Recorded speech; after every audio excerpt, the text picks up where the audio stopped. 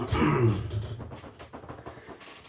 right, Edge Homes and Exteriors team, here we go. So I'm going to be brief with all these and we can expand on them more as we talk. Job description, specifically in roofing. Who are your clients? Homeowners, business owners, churches.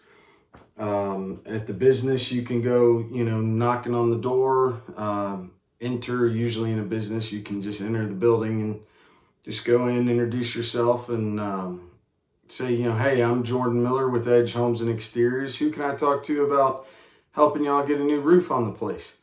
Same thing goes with the church. You need to find the pastor, deacon, homeowners, simple as that. I call this the phase 8. In that, again, roofing specific and all this, the customer is going to call you, whether you have yard signs out there, door hangers, your truck's wrapped, referrals. Referrals are arguably the best, and you will get to that point, but there are guys that got into this that just knew a lot of people. I know a lot of people, and if things ever get slow, been blessed that they haven't, but when they do, I use the folks that I know in Gwinnett County and other places. But I got into this knocking doors. I wanted to hustle. I wanted to stay closer to home. Again, I didn't, have a whole lot of faith in this industry when I got into it, but I had faith in myself. With a good wife at home that had faith in me, and we have an amazing Lord, the best father there is. And just with the help of all that, I got into it knocking doors. And there's nobody that's going to tell you, in my opinion, there's anything better other than referrals. But phase 1, the customer calls you, they call you off a truck wrap, you knock, it's a referral, or it's a lead. Again, we'll be doing these leads in due time, follow along, and we will continue to phase 2. As well, again, whether they call you, you knock the door, it's a referral, schedule the appointment, whether it's on the phone or in person, and push the free inspection. So again, I'm not the most pushy in the world, but in that, the inspection's free. We're here as a free peace of mind to help you.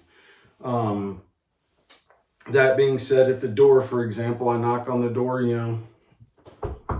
let them answer, and I introduce myself. Hey, I'm Jordan Miller with Edge Homes and Exteriors. At that point, I let them talk and continue to move from there.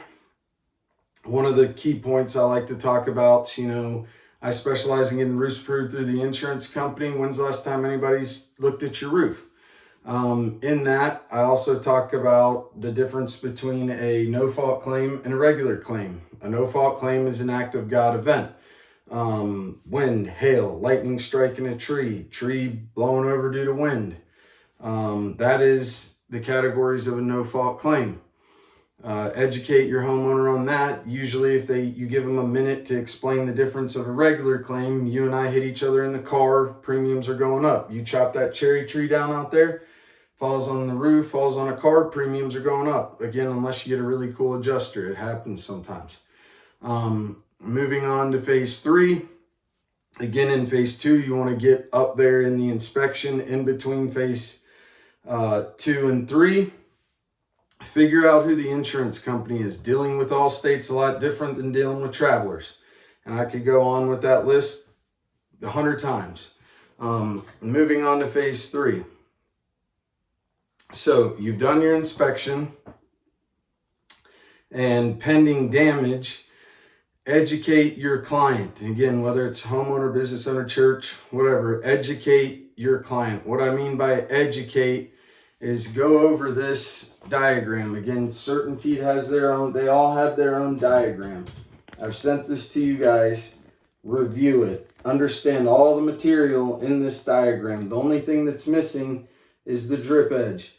Drip edge is also a code item. It will be paid for. In that, if damage is present, call the claim in. I highly suggest doing that while you're there. It helps me feel, again, doing this a long time, if I call it in with them, I feel like I've solidified the job. or solidified myself as their contractor. If damage isn't present, there's a few things we could write on a company letterhead. Hey, we've been out here this day and time. That way, if somebody else knocks their door, it kind of keeps you in the loop with them. Again, I'm training you guys to try and be pretty picky about the doors you knock. There's a reason why you knock A versus B. Anyways, moving on to number 4. So you've called the claim in. Again, highly suggest doing that while you're there with your client or over the phone via 3-way. Again, there are folks that let the client call the claim in. It's not that I'm that controlling of an individual, but I'm telling you guys, being there, calling the claim in with your client, it changes the game a little bit. You're already making kind of a paying process easy. And again, I try and make this process as easy as possible for everyone. Number 4, probably the most important thing to me, at least. Again, I'm a relationships guy, but that's meeting with the adjuster. You'll be out there 15 minutes early, at least try to be there 15-30 minutes early. When you get done with phase 3, you're going to get a claim number, and you're going to remind your client to call you when the adjuster meeting happens. There are guys out there that suggest not going to the adjuster meeting is better. It can be due to simple fact of you're not wasting your time going out there. 2, if they buy it, again, you didn't have to go out there. But in that, if it does get denied, you can get a reinspection right out of the gate. Myself, I will always argue it's better being there every time.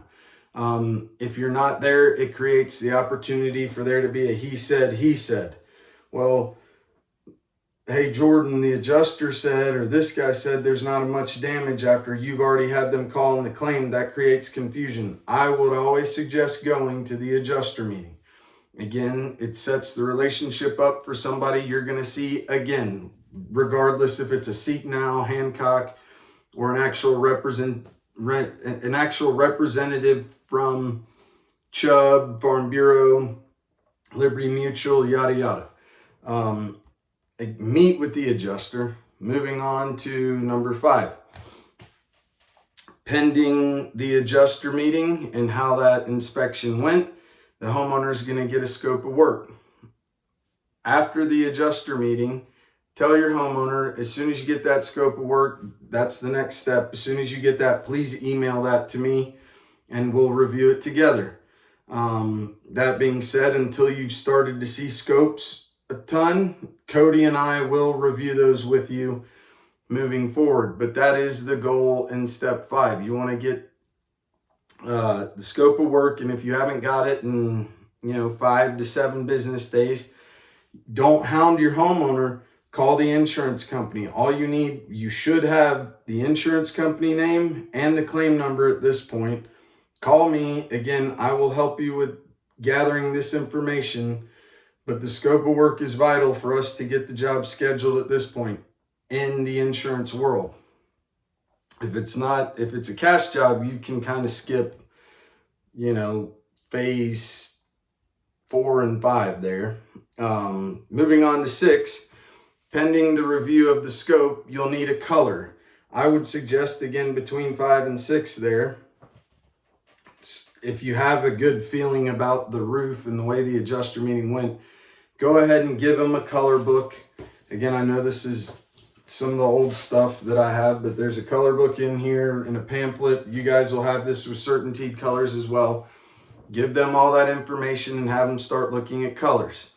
In this phase 6, though, once you get a color and the scope's all good, you've reviewed it with Cody and I and everything looks good and you have a color, get the job scheduled. Review that with your client.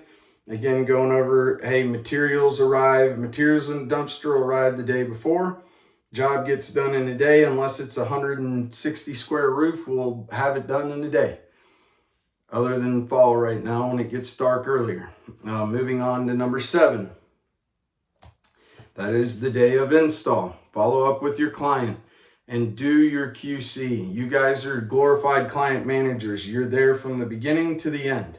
While you're out there on the day of install, again, we have a supervisor, Slade. I'm sure you'll see this at some point. Thank you. And we'll have some other supervisors, and they kill the game. They're awesome people. They're there to make your life easier. In doing that, you need to make their life easier. Notes and Nimbus, if there's some rot or anything at all, period, that needs to be noted, a satellite dish, some paint that you talk to the homeowner about for some extra money, note that in Nimbus. Anyways, day of install, follow up with your client, do your QC. You're walking around making sure there's no scuff marks, there's no broken bushes, nothing broken around the house. Sometimes there's these little water spigots that come out of the house, and I've seen it happen once where one got broken away from the brick. Again, document that, put it in Nimbus, let Cody or I know as soon as possible. We'll get it handled. While you're out there, I would highly suggest picking up the first check. Also, in the same day of install, when it is completed, make a task in Job Nimbus for Cody to do the notice of completion. He does all that for you. Again, we try and make this whole process as painless as possible for the client. What the notice of completion does is usually insurance will have, if it's a $21,000 claim with a $1,000 deductible, they're going to pay $20,000. It may be all in one check. It may be two $10,000 checks. It could be 5 and 15, 15 and 5. Usually it's in the form of 2 checks. While you're out there, pick up that first check and let Cody know to do his notice of completion on it. In the meantime, do your QC. Walk around, look for nails. Look for nails. Look for anything broken, anything that just wasn't like that when you were initially there. That's why photos are very important. Take lots and lots of photos. Again, I am here to help you be successful, and I will do just that. We will get our parts done to help you be the most successful you can be in this business. Number 8, last bit of phase 8. I save it till I pick up the final check. I go over the warranty details with the client, and I pick up the final check. Sometimes you can have that mailed in. Again, in certain scenarios, right now we want to get the first check and then we'll get the second check. In certain scenarios, if they're far away, somebody's hurt, whatever's going on. For example, I have a client that's in the hospital right now. He's going to pay both checks at one time. That is okay sometimes, especially if you live far away. Anyways, the 8th part of the phase is go over the warranty details, and pick up the final check. Again, we'll review all that in due time. This is phase 8. Review this video a few times. Thank you.